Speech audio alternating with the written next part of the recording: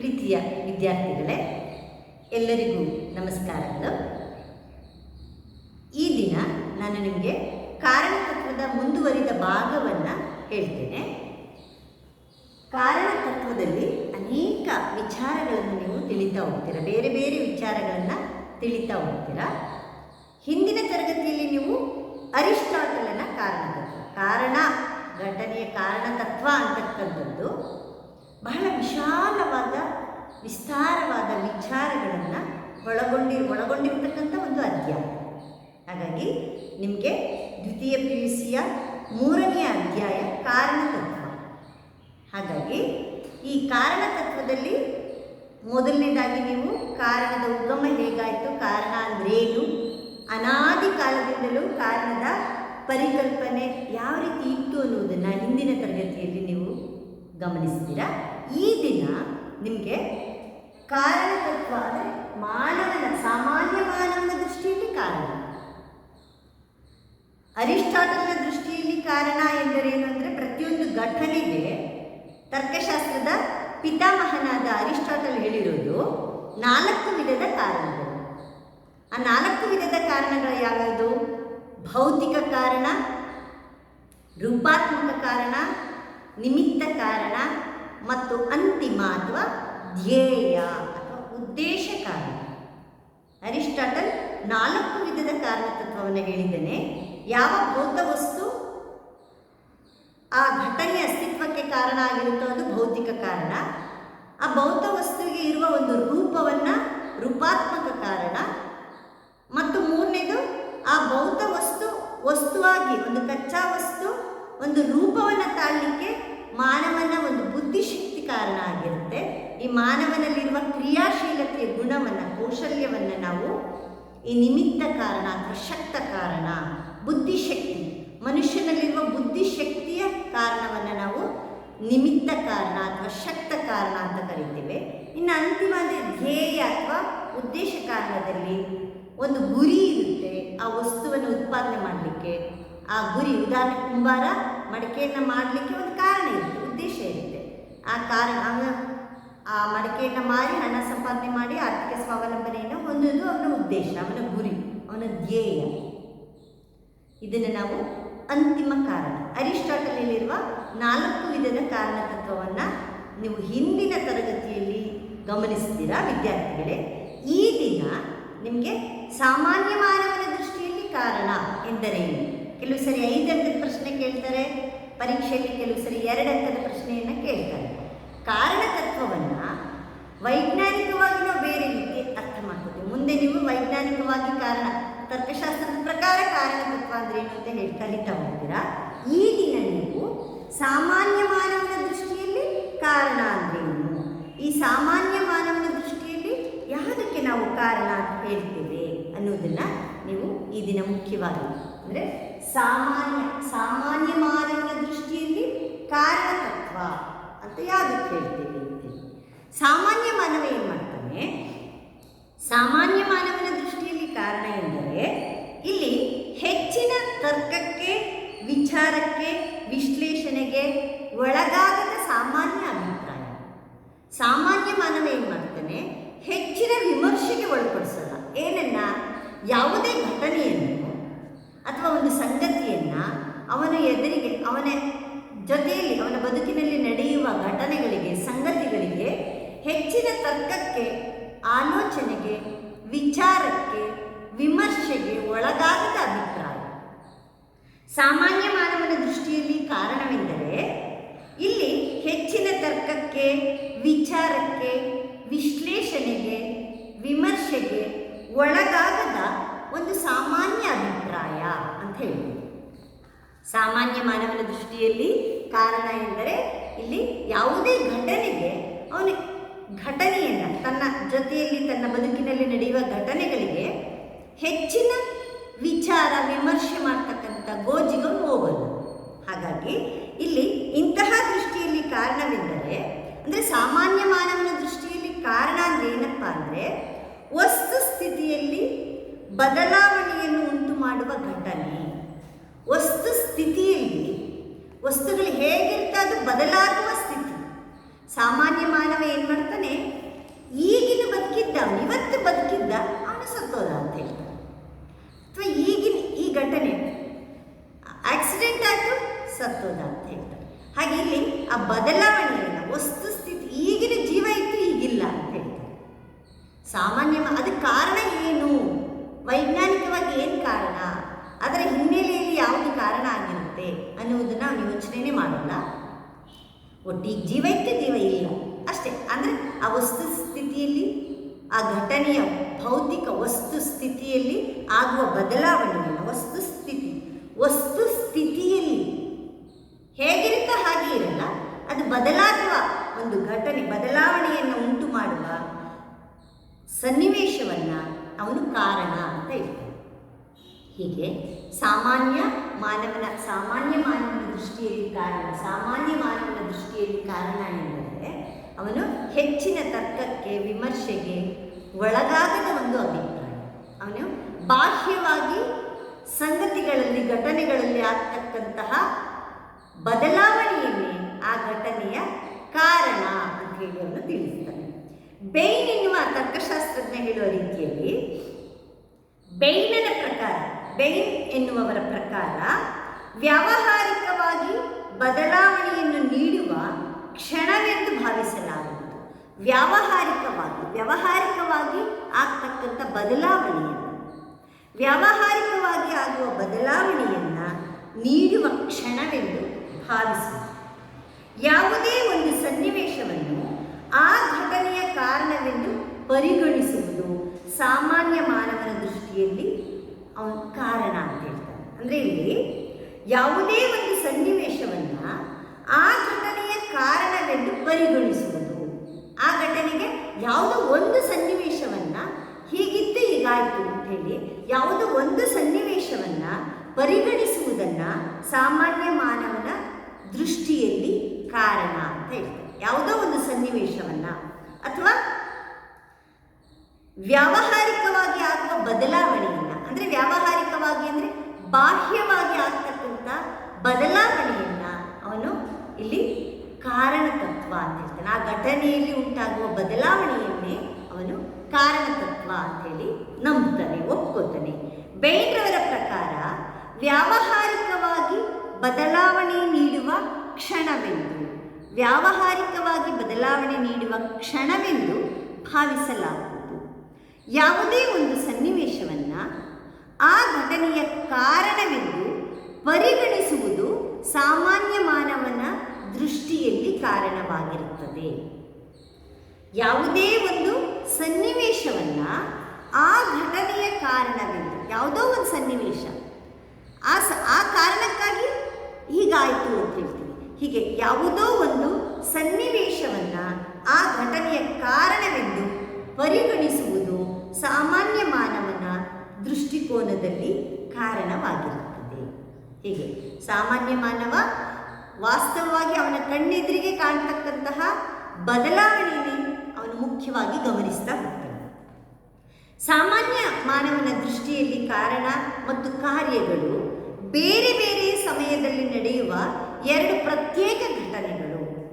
ಸಾಮಾನ್ಯ ಮಾನವ ಏನು ಮಾಡ್ತಾನೆ, ಕಾರಣ ಮತ್ತು ಕಾರ್ಯಗಳು ಬೇರೆ ಬೇರೆ ಸನ್ನಿವೇಶದಲ್ಲಿ ಅಥವಾ ಕಾಲದಲ್ಲಿ, ಬೇರೆ ಬೇರೆ ಸಮಯದಲ್ಲಿ ನಡೆಯುವ ಘಟನೆಗಳು, ಎರಡು ಪ್ರತ್ಯೇಕ ಘಟನೆಗಳು ಅಂತ ಹೇಳ್ತಾರೆ.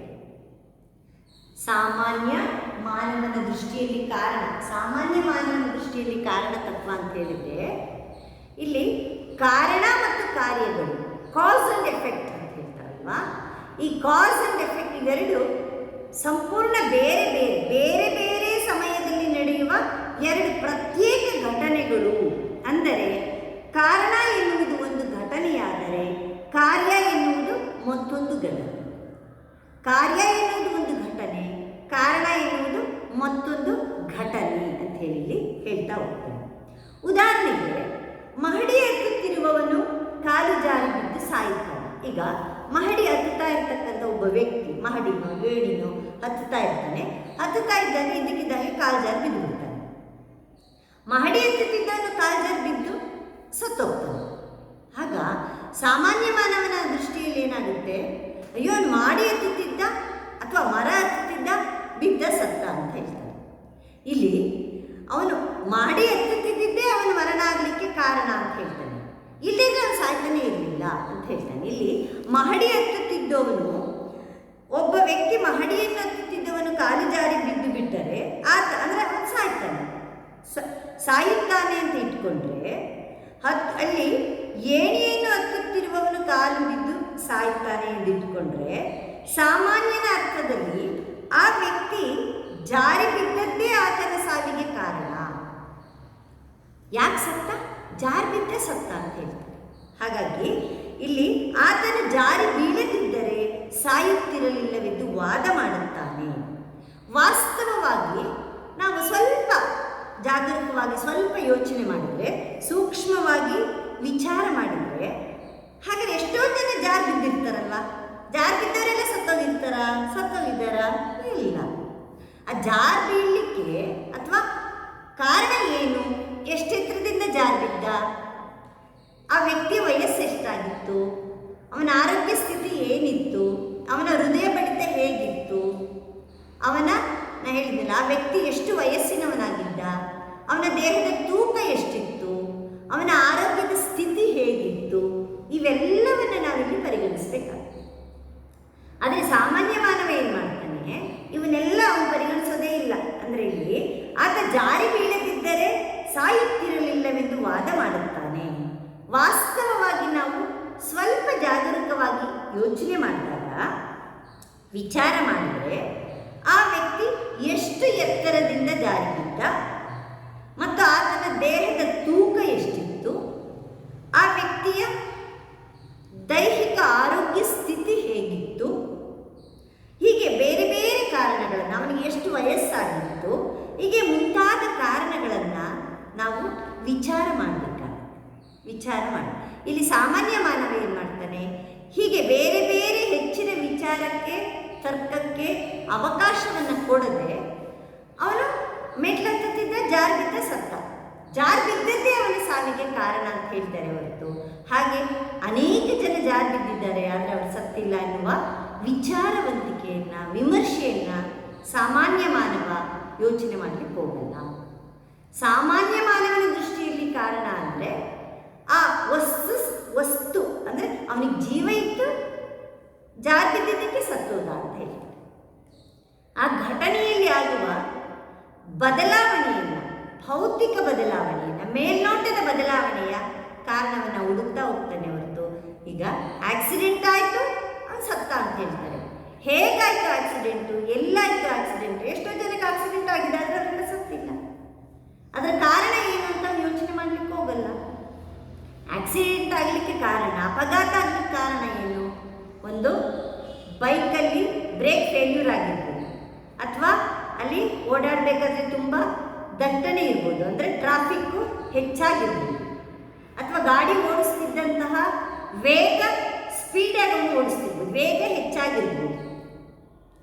ಅವನ ಆರೋಗ್ಯ ಸ್ಥಿತಿ ಅಂದರೆ ತುಂಬ ಉದ್ವೇಗದಿಂದ ಏನೋ ಆತಂಕದಿಂದ ಗಾಡಿಯನ್ನು ಓಡಿಸ್ತಾ ಇರ್ಬೋದು, ಅಥವಾ ಅವನು ಡ್ರೈವಿಂಗ್ ಕಲಿತೇ ಇಲ್ಲದೆ ಇರ್ಬೋದು. ಹೀಗೆ ಈ ಬೇರೆ ಬೇರೆ ಕಾರಣಗಳು ಅಪಘಾತಕ್ಕೆ ಇರುತ್ತೆ. ಆದರೆ ಸಾಮಾನ್ಯ ಮಾನವ ಏನು ಮಾಡ್ತಾನೆ? ಏನು ಹೇಳ್ತಾನೆ? ಯಾಕೆ ಸತ್ತ ಅಂದರೆ ಆಕ್ಸಿಡೆಂಟ್ ಆಯಿತು ಸತ್ತ ಅಂತ ಹೇಳ್ತಾನೆ. ಅಷ್ಟೇ ಕಾರಣ. ಆಕ್ಸಿಡೆಂಟ್ ಆಯಿತು ಸತ್ತ.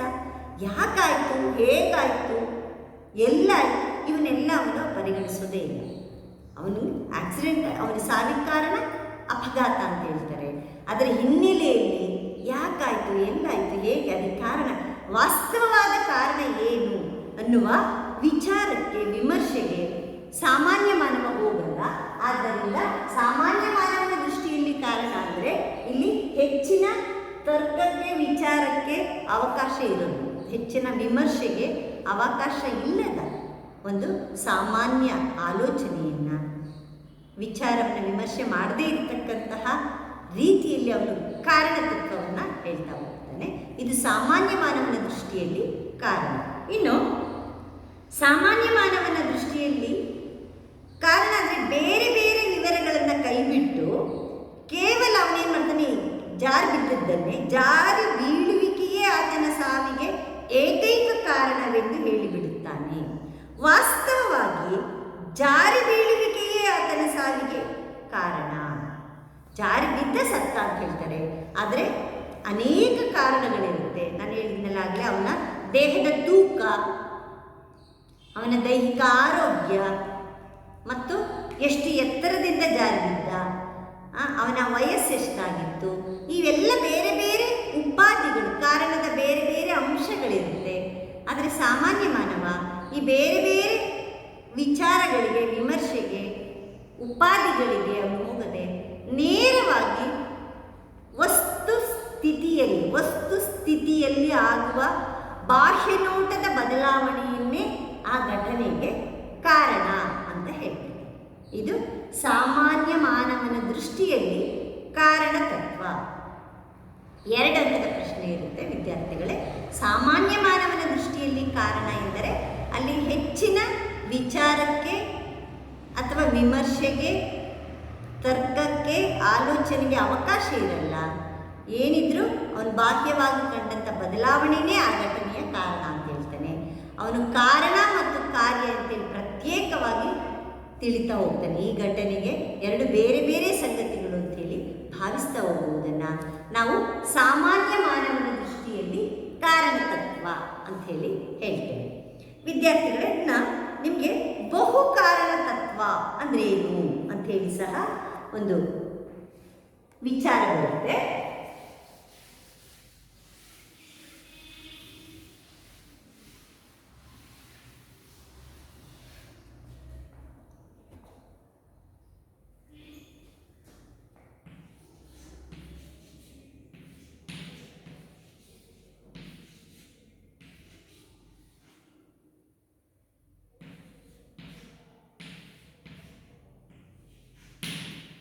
ಬಹು ಕಾರಣ ತತ್ವ ಅಥವಾ ಅನೇಕತ್ವ ಕಾರಣವಾದ ಅಂತ ಸಹ ಇದಕ್ಕೆ ಹೇಳ್ತಾರೆ. ಇದಕ್ಕೆ ಇನ್ನೊಂದು ಹೆಸರು ಅನೇಕತ್ವ ಕಾರಣವಾದ, ಕಾರಣದ ಬಹುತ್ವವಾದ, ಅನೇಕ ಕಾರಣವಾದ ಅಂತ ಹೇಳಿ ಸಹ ಹೇಳ್ತಾರೆ. ಪ್ಲೂರಾಲಿಟಿ ಆಫ್ ಕಾಸಸ್ ಅಂತ ಹೇಳ್ತಾರೆ. ಪ್ಲೂರಾಲಿಟಿ ಆಫ್ ಕಾಸಸ್ ಅಂತ ಹೇಳ್ತಾರೆ. ಇಲ್ಲಿ ಬಹು ಕಾರಣ ತತ್ವ ಅಂಥೇಳಿ ಇದನ್ನು ಸಹ 1 ಅಥವಾ 2 ಅಂಕದ ಪ್ರಶ್ನೆ ಇರುತ್ತೆ. ಬಹು ಕಾರಣ ತತ್ವ ಎಂದರೇನು? ಯಾವುದನ್ನು ನಾವು ಬಹು ಕಾರಣ ತತ್ವ ಅಂಥೇಳಿ ಹೇಳ್ತೀವಿ? ಕಾರಣ ಬಹುತ್ವ ಅಥವಾ ಬಹುಕಾರಣ ತತ್ವ ಎಂದರೇನು ಅಂತೇಳಿ, ಒಂದು ಕಾರ್ಯಕ್ಕೆ ಒಂದೇ ಕಾರಣ ಇರುತ್ತೆ. ಇಲ್ಲಿ ಅನೇಕ ಕಾರಣಗಳು ಇರುತ್ತೆ. ಒಂದು ಘಟನೆಗೆ, ಒಂದು ಕಾರ್ಯಕ್ಕೆ ಒಂದು ಕಾರಣ ಇರುತ್ತೆ, ಅನೇಕ ಕಾರಣಗಳು ಇರೋದಿಲ್ಲ. ಇಲ್ಲಿ ಒಂದು ಕಾರ್ಯಕ್ಕೆ ಕಾರಣವೇ ಇಲ್ಲ ಎನ್ನುವುದು ಹೇಗೆ ತಾರ್ಕಿಕವಾಗಿ ತಪ್ಪಾಗುತ್ತದೆಯೋ ಹಾಗೆಯೇ ಇಲ್ಲಿ ಅನೇಕ ಕಾರಣಗಳು ಇರಬಹುದು ಎಂದರೂ ತಪ್ಪೇ ಆಗುತ್ತದೆ. ಪ್ರತಿಯೊಂದು ಘಟನೆಗೆ ಒಂದು ಕಾರಣ ಇರಲೇಬೇಕು. ವೈಜ್ಞಾನಿಕವಾಗಿ ತನ್ನಷ್ಟು ತಾನೇ ಏನು ಸಂಭವಿಸೋಲ್ಲ, ಏನು ನಡೆಯೋದಿಲ್ಲ. ನೀವು ಹಿಂದಿನ ತರಗತಿಯಲ್ಲಿ ಅದನ್ನು ಕಲ್ತಿದ್ದೀರಾ. ಪ್ರತಿಯೊಂದು ಘಟನೆಗೆ ಒಂದು ಕಾರಣ ಇದೆ. ಕಾರಣ ಇಲ್ಲದೆ ಯಾವುದೇ ಘಟನೆ ಸಂಭವಿಸಲಿಕ್ಕೆ ಸಾಧ್ಯವಿಲ್ಲ. ಹಾಗಾಗಿ ಇಲ್ಲಿ ಒಂದು ಘಟನೆಗೆ ಕಾರಣವೇ ಇಲ್ಲ ಅಂತ ಹೇಳುವುದು ಹೇಗೆ ವೈಜ್ಞಾನಿಕವಾಗಿ ತಪ್ಪಾಗುತ್ತದೋ ಅದೇ ರೀತಿ ಒಂದು ಘಟನೆಗೆ ಹಲವಾರು ಕಾರಣಗಳಿವೆ ಅಂತ ಹೇಳಿದರೂ ಸಹ ಅದು ಸಹ ಅವೈಜ್ಞಾನಿಕ ಅಂತ ಹೇಳ್ತೀವಿ. ಒಂದು ಕಾರ್ಯಕ್ಕೆ ಒಂದೇ ಕಾರಣ ಇರುತ್ತೆ, ಅನೇಕ ಕಾರಣಗಳಿರುವುದಿಲ್ಲ. ಒಂದು ಕಾರ್ಯಕ್ಕೆ ಕಾರಣವೇ ಇಲ್ಲ ಎನ್ನುವುದು ಹೇಗೆ ತಾರ್ಕಿಕವಾಗಿ ತಪ್ಪಾಗುತ್ತದೆಯೋ ಹಾಗೆಯೇ ಅನೇಕ ಕಾರಣಗಳು ಇರಬಹುದು ಎಂದರೂ ಅದು ತಪ್ಪೇ ಆಗುತ್ತದೆ. ಇಲ್ಲಿ ಒಂದು ಕಾರ್ಯಕ್ಕೆ ಅನೇಕ ಕಾರಣ ಒಪ್ಪುವ ಅವೈಜ್ಞಾನಿಕ ಮತಕ್ಕೆ ಅಥವಾ ತತ್ವಕ್ಕೆ, ಒಂದು ಘಟನೆಗೆ ಅನೇಕ ಕಾರಣ, ಒಂದು ಕಾರ್ಯಕ್ಕೆ ಅನೇಕ ಕಾರಣಗಳು ಇವೆ ಅಂತೇಳಿ ಒಪ್ಪುವ ಅವೈಜ್ಞಾನಿಕ ತತ್ವಕ್ಕೆ ಅಥವಾ ಮಹತ್ವ, ಇಲ್ಲಿ ಆ ಒಂದು ಘಟನೆಗೆ ಅನೇಕ ಕಾರಣಗಳಿದೆ ಅಂತ ಹೇಳ್ತಕ್ಕಂಥ ಒಂದು ತತ್ವವನ್ನು, ಒಂದು ಮತ, ಒಂದು ಸಿದ್ಧಾಂತವನ್ನು ಇಲ್ಲಿ ಬಹು ಕಾರಣ ಅಥವಾ ಕಾರಣ ಬಹುತ್ವವಾದ ಎನ್ನುತ್ತಾರೆ. ಇದನ್ನು ಅಂದರೆ ಬಹು ಕಾರಣ ತತ್ವವನ್ನು ವೈಜ್ಞಾನಿಕವಾಗಿ ನಾವು ಒಪ್ಪಲಿಕ್ಕೆ ಸಾಧ್ಯ ಇಲ್ಲ. ಹಾಗಾದರೆ ಏನು ಬಹುಕಾರಣ ತತ್ವ ಎಂದರೇನು? ಡೆಫಿನೇಷನ್. ಬಹುಕಾರಣ ತತ್ವ ಅಂತ ಯಾವ್ದಕ್ಕೆ ಹೇಳ್ತೀವಿ ಅಂದರೆ, ವಿವಿಧ ಕಾರಣಗಳು ಒಂದೇ ರೀತಿಯ ಪರಿಣಾಮವನ್ನು ಬೀರಬಲ್ಲ ಸಾಮರ್ಥ್ಯ ತತ್ವವನ್ನು ಅನೇಕತ್ವ ಕಾರಣವಾದ. ಇಲ್ಲಿ ವಿವಿಧ ಕಾರಣಗಳು ಒಂದೇ ರೀತಿಯ ಪರಿಣಾಮವನ್ನು ಬೀರಬಲ್ಲ ಸಾಮರ್ಥ್ಯವನ್ನು ಹೊಂದಿರುವ ತತ್ವವನ್ನು ಬಹುಕಾರಣ ತತ್ವ. ವಿದ್ಯಾರ್ಥಿಗಳೇ, ಇದು 1 ಅಥವಾ 2 ಅಂಕದ ಪ್ರಶ್ನೆ ಇದ್ದೇ ಇರುತ್ತೆ. ಏನು ಬಹುಕಾರಣ ತತ್ವ ಅಂತ ಹೇಳಿದರೆ, ವಿವಿಧ ಕಾರಣಗಳು ಅಂದರೆ ಅನೇಕ ಕಾರಣಗಳು. ವಿವಿಧ ಕಾರಣಗಳು ನಿಮ್ಗೆ ಉದಾಹರಣೆ ಹೇಳಿದ ನಂತರ ಇದು ಅರ್ಥ ಆಗುತ್ತೆ, ಸುಲಭವಾಗಿ ಮನವರಿಕೆ ಆಗುತ್ತೆ. ವಿವಿಧ ಕಾರಣಗಳು ಅಂದರೆ ಬೇರೆ ಬೇರೆ ಬೇಕಾದಷ್ಟು ಕಾರಣಗಳಿರುತ್ತೆ. ವಿವಿಧ ಕಾರಣಗಳು ಒಂದೇ ರೀತಿಯ ಪರಿಣಾಮವನ್ನು, ಬೇರೆ ಬೇರೆ ಕಾರಣಗಳು ಒಂದೇ ಪರಿಣಾಮ ಅಂದರೆ ಒಂದೇ ಕಾರ್ಯ ಉಂಟಾಗುತ್ತೆ. ಪರಿಣಾಮ ಅಂದರೆ ಕಾರ್ಯ. ವಿವಿಧ ಕಾರಣಗಳು ಒಂದೇ ರೀತಿಯ ಪರಿಣಾಮವನ್ನು ಬೀರಬಲ್ಲ ಒಂದು ತತ್ವವನ್ನು. ವಿವಿಧ ಕಾರಣಗಳು ಒಂದೇ ರೀತಿಯ ಪರಿಣಾಮವನ್ನು, ವಿವಿಧ ಕಾರಣಗಳು ಒಂದೇ ರೀತಿಯ ಪರಿಣಾಮವನ್ನು ಉಂಟು ಮಾಡುವ ಅಥವಾ ಬೀರಬಲ್ಲ ಸಾಮರ್ಥ್ಯವನ್ನು ಹೊಂದಿರುವ ತತ್ವವನ್ನು ನಾವು ಬಹುಕಾರಣ ತತ್ವ ಅಂತ ಹೇಳ್ತೀವಿ. ಅಂದರೆ ಅನೇಕತ್ವ ಕಾರಣವಾದ.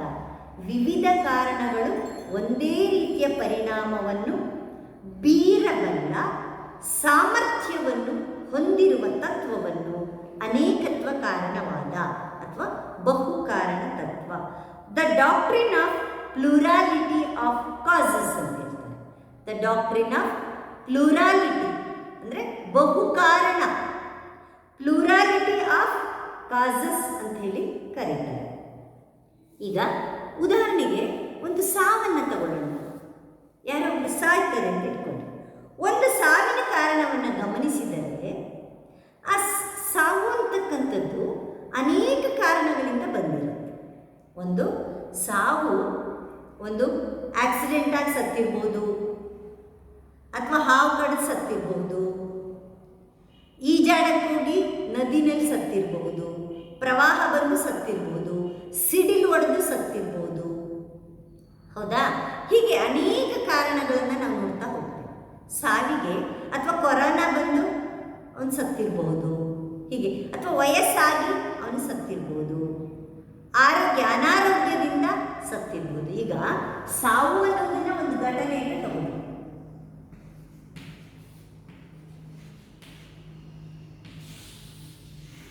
ಇಲ್ಲಿ ಅನೇಕ ಕಾರಣ ಇದೆ. ಒಂದು ಅಪಘಾತ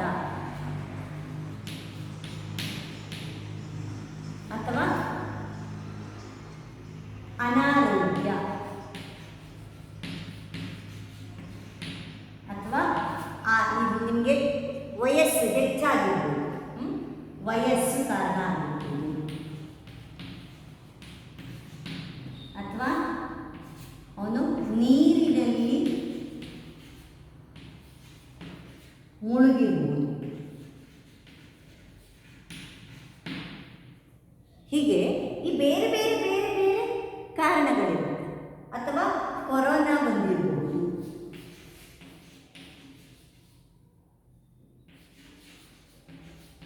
ಕೊರೋನಾ ಈಗ ಅಟ್ಯಾಕ್ ಆಗಿರ್ಬೋದು.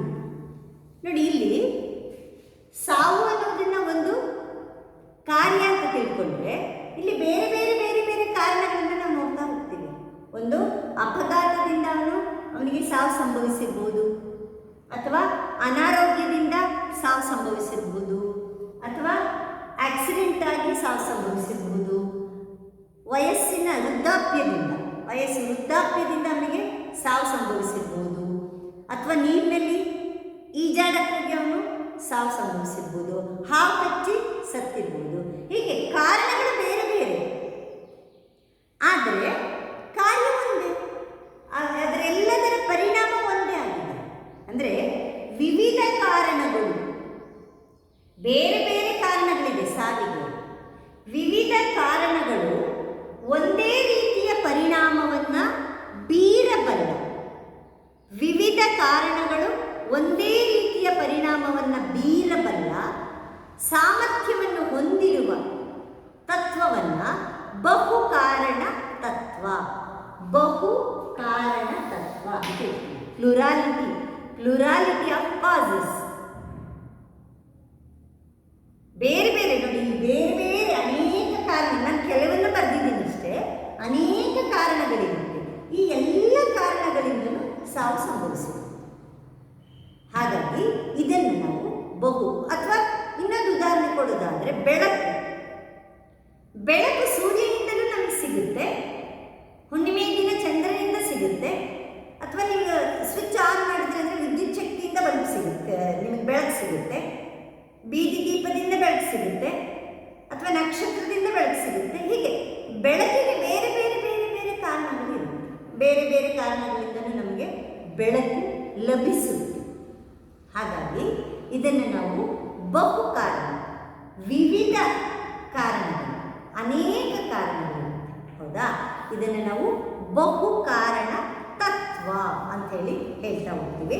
ಮತ್ತೊಮ್ಮೆ ನಿಮ್ಗೆ ಹೇಳೋದಾದರೆ, ವಿವಿಧ ಕಾರಣಗಳು ಒಂದೇ ರೀತಿಯ ಪರಿಣಾಮವನ್ನು ಬೀರಬಲ್ಲ ಸಾಮರ್ಥ್ಯವನ್ನು ಹೊಂದಿರುವ ಈ ತತ್ವವನ್ನು ಬಹುಕಾರಣ ತತ್ವ ಅಥವಾ ಅನೇಕತ್ವ ಕಾರಣ ಸಹ ಅಂತ ಹೇಳ್ತಾರೆ.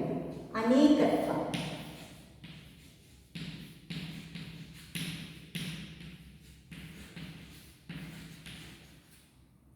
ಅನೇಕತ್ವ ಕಾರಣವಾದ ಅಂತ ಸಹ ಹೇಳಿ. ಬಹುಕಾರಣ ಇಲ್ಲದಂತೆ ಅನೇಕ ಕಾರಣ,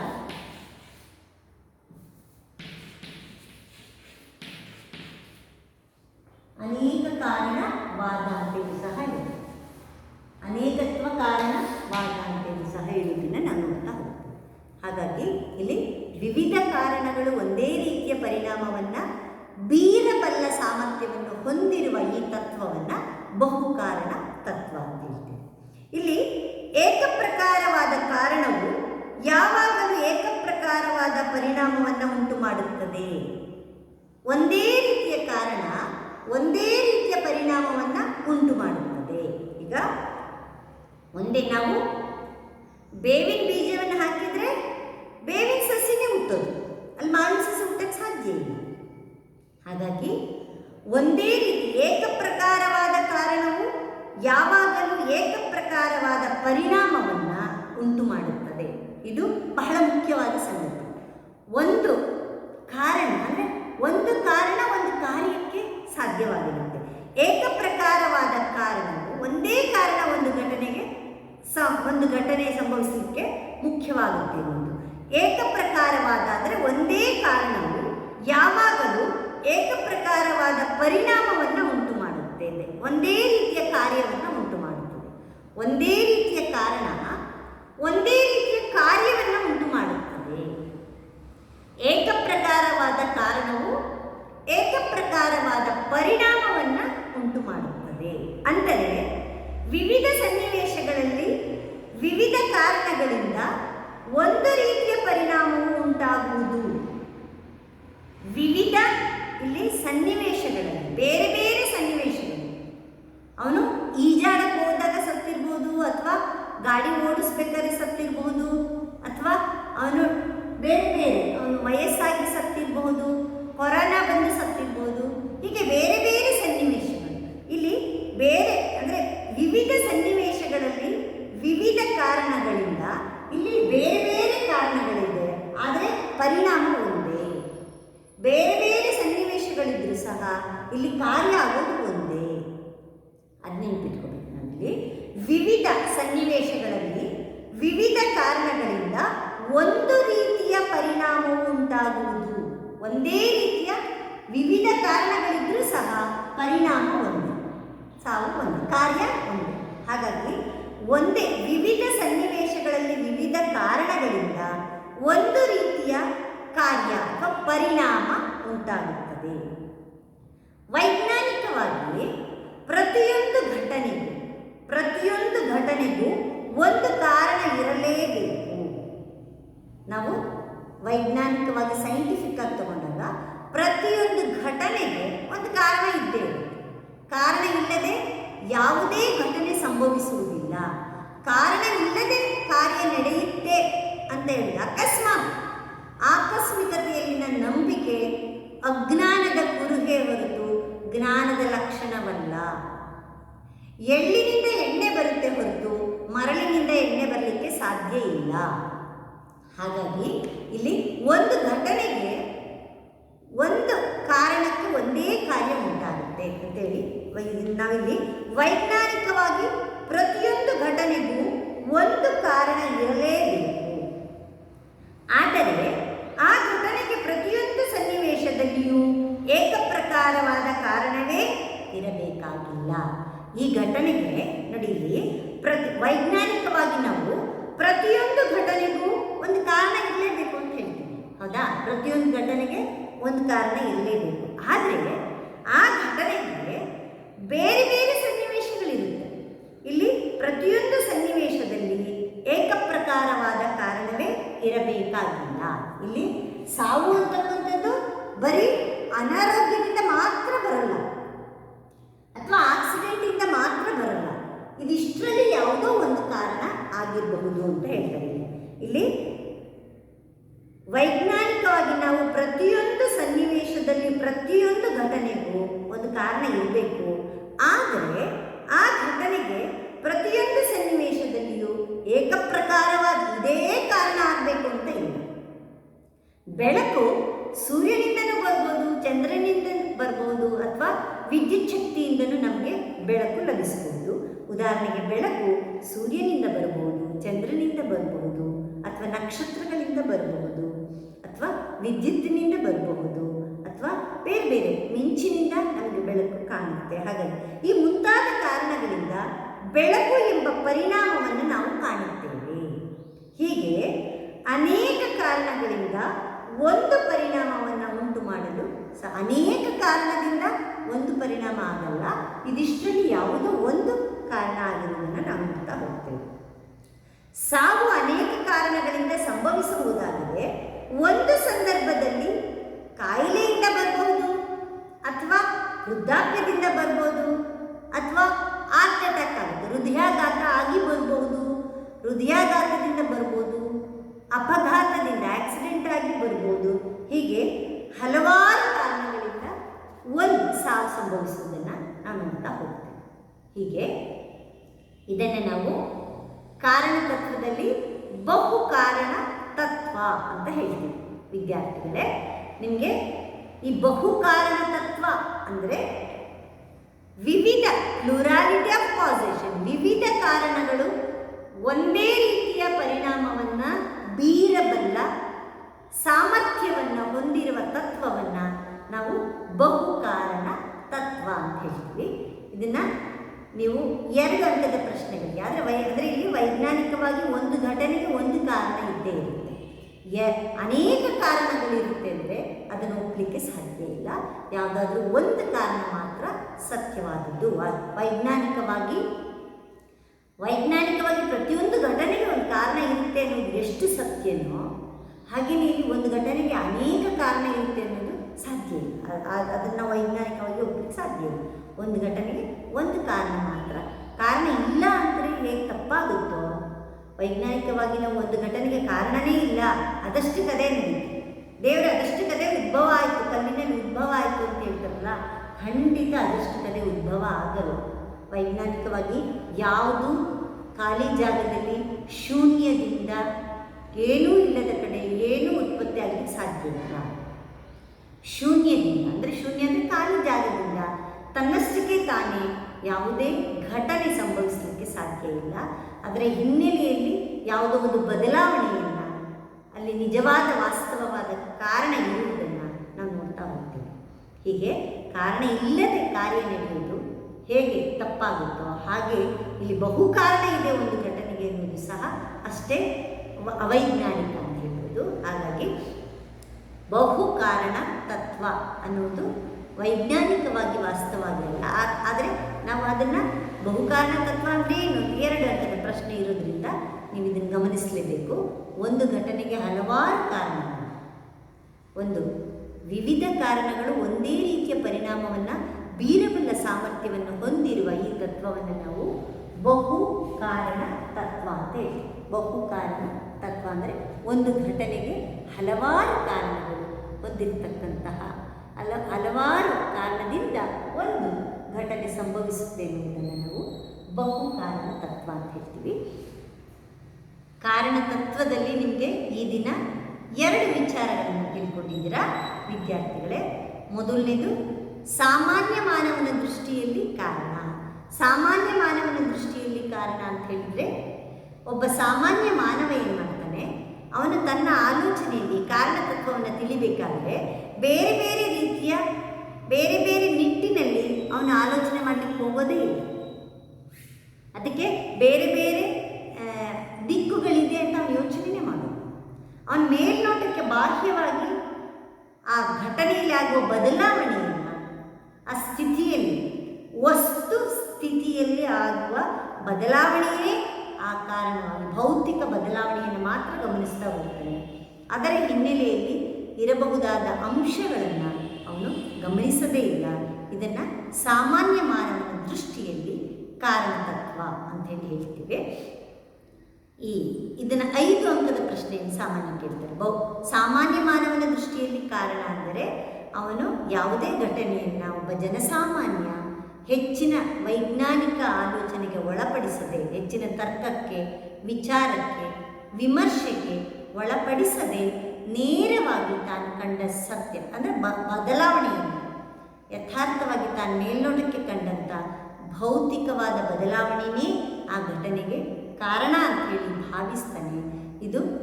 ಇದು ಸಹ ಸಾಮಾನ್ಯ ಮಾನವನ ಆಲೋಚನೆಯೇ ಬೇರೆ ಇರುತ್ತೆ, ವೈಜ್ಞಾನಿಕವಾಗಿ ಬೇರೆ. ಈಗ ಮುಂದಿನ ತರಗತಿಯಲ್ಲಿ ನಿಮಗೆ ವೈಜ್ಞಾನಿಕವಾಗಿ ಕಾರಣತತ್ವ ಅಂದ್ರೇನು, ಹೇಗೆ ನಾವು ಕಾರಣತತ್ವವನ್ನು ಬೇರೆ ಬೇರೆ ತರ್ಕಶಾಸ್ತ್ರಜ್ಞರು ಕಾರಣವನ್ನು ಕುರಿತು ತಮ್ಮದೇ ಆದ ಅಭಿಪ್ರಾಯವನ್ನು ಹೇಳಿದ್ದಾರೆ. ಬೇಯ್ನ್ ಹೇಳಿದ್ದಾನೆ ಅಥವಾ JS ಮಿಲ್ಲಿಂದು ಮುಖ್ಯ. JS ಮಿಲ್ ಏನು ಹೇಳ್ತಾನೆ, ಒಂದು ಕಾರಣ ಅಂದರೆ ಒಂದು ಘಟನೆಯ ಹಿಂದಿರುವ ಯಾವತ್ತೂ ತಪ್ಪದ ಮತ್ತಾವ ನಿಯಮವನ್ನು ಅಪೇಕ್ಷಿಸದ ಕಾರಕ ಅಂಶ ಅಂತ ಹೇಳ್ತಾನೆ. ಮತ್ತು ಭಾವಾತ್ಮಕ ನಿಷೇಧಾತ್ಮಕ ಅಂಶಗಳ ಮೊತ್ತವನ್ನು ನಾವು ಕಾರಣ ಅಂತ ಹೇಳ್ತಾ ಹೋಗ್ತೀವಿ. ಹೀಗೆ ಈ ಕಾರಣತತ್ವವನ್ನು ಕುರಿತು ಬೇರೆ ಬೇರೆ ತರ್ಕಶಾಸ್ತ್ರಜ್ಞರು ಬೇರೆ ಬೇರೆ ರೀತಿಯಲ್ಲಿ ತಮ್ಮದೇ ಆದ ರೀತಿಯಲ್ಲಿ ಡೆಫಿನೇಷನ್ಸನ್ನು, ವಿವರಣೆಯನ್ನು ಕೊಟ್ಟಿದ್ದಾರೆ. ಹಾಗಾಗಿ ಈ ಮುಂದಿನ ತರಗತಿಯಲ್ಲಿ ಈ ದಿನ ನೀವು ಮುಖ್ಯವಾಗಿ 2 ಕಾರಣತತ್ವ, ಈ ಕಾರಣತತ್ವದ 2 ವಿಚಾರಗಳನ್ನು ನೀವು ಮುಖ್ಯವಾಗಿ ಗಮನಿಸಿದ್ದೀರಾ ವಿದ್ಯಾರ್ಥಿಗಳೇ. ಮೊದಲನೇದು ಕಾರಣತತ್ವವನ್ನು ಕುರಿತು ಸಾಮಾನ್ಯ ಮಾನವನ ಅಭಿಪ್ರಾಯ, ಮತ್ತೊಂದು ಬಹು ಕಾರಣತತ್ವ ಎಂದರೇನು. ಈ 2 ಸಹ ಪರೀಕ್ಷಾ ದೃಷ್ಟಿಯಿಂದಲೂ ಬಹಳ ಮಹತ್ವವಾದ ಪ್ರಶ್ನೆಗಳಿರುತ್ತೆ. ಮತ್ತು ಕಾರಣತತ್ವ ಚಾಪ್ಟರ್ನ ನೀವು ಅಭ್ಯಾಸ ಮಾಡಬೇಕಾದ್ರೆ ಇವೆರಡನ್ನೂ ಸಹ ಪರಿಗಣಿಸಿ ಅರ್ಥ ಮಾಡಿಕೊಳ್ಳೋದು ಮುಖ್ಯವಾಗುತ್ತೆ. ಈ 2 ವಿಚಾರಗಳನ್ನು, ಒಂದು ಸಾಮಾನ್ಯ ಮಾನವನ ದೃಷ್ಟಿಯಲ್ಲಿ ಕಾರಣತತ್ವ ಅಂದ್ರೇನು ಮತ್ತು ಬಹು ಕಾರಣತತ್ವ ಎಂದರೇನು, ಈ 2 ಸಹ ನೀವು ಇವತ್ತು ಅರ್ಥ ಮಾಡಿಕೊಂಡಿದ್ದೀರಾ ಎಂದು ಭಾವಿಸ್ತೇನೆ. 2 ಬಹಳ ಮುಖ್ಯವಾದ ಅಂಶಗಳಾಗಿವೆ. ಇನ್ನು ಮುಂದಿನ ತರಗತಿಯಲ್ಲಿ ವೈಜ್ಞಾನಿಕವಾಗಿ ನಾವು ಕಾರಣತತ್ವವನ್ನು ಯಾವ ರೀತಿ ಅಧ್ಯಯನ, ಕಾರಣತತ್ವ ಅನ್ನೋದು ಬಹಳ ವಿಶಾಲವಾದ ವಿಚಾರವನ್ನು ಹೊಂದಿದೆ. ಅದರಲ್ಲೂ ನಿಮಗೆ ಕೊನೆಯ ಅಧ್ಯಾಯದಲ್ಲಿ ಬರುತ್ತೆ ಭಾರತೀಯ ತರ್ಕಶಾಸ್ತ್ರದಲ್ಲಿ ಕಾರಣತತ್ವಕ್ಕೆ ಬಹಳ ವಿಶೇಷ ಮಾನ್ಯತೆಯನ್ನು ಕೊಟ್ಟಿದ್ದನ್ನು ನೋಡ್ತಾ ಹೋಗ್ತೇವೆ. ಎಲ್ಲ ಧರ್ಮಗಳಲ್ಲಿಯೂ ಅಂದರೆ ಅಲ್ಲಿ ಬೌದ್ಧ ಧರ್ಮ ಆಗ್ಬೋದು, ಜೈನ ಧರ್ಮ ಆಗ್ಬೋದು, ಹಿಂದೂ ಧರ್ಮ ಆಗ್ಬೋದು, ಚಾರ್ವಾಕರಾಗ್ಬೋದು, ಇಲ್ಲಿ ಬಹಳ ತಮ್ಮದೇ ಆದ ರೀತಿಯಲ್ಲಿ ಉತ್ತಮವಾದ ವಿಚಾರಗಳನ್ನು ಕಾರಣತತ್ವವನ್ನು ಕುರಿತು ಹೇಳಿದರೆ, ಆ ಮುಂದಿನ ತರಗತಿಗಳಲ್ಲಿ ನೀವು ಬೇರೆ ಬೇರೆ ವಿಚಾರಗಳನ್ನು, ಒಳ್ಳೊಳ್ಳೆ ಉತ್ತಮ ವಿಚಾರಗಳನ್ನು ಕಾರಣತತ್ವದ ಬಗ್ಗೆ ತಿಳಿತೀರಾ ವಿದ್ಯಾರ್ಥಿಗಳೇ. ಈ ದಿನ ನಿಮಗೆ ಇಷ್ಟು ಸಾಕಾಗುತ್ತೆ. ಮುಂದಿನ ತರಗತಿಯಲ್ಲಿ ಮತ್ತೆ ನಿಮ್ಮನ್ನು ಭೇಟಿಯಾಗ್ತೇನೆ. ಎಲ್ಲರಿಗೂ ನಮಸ್ಕಾರ.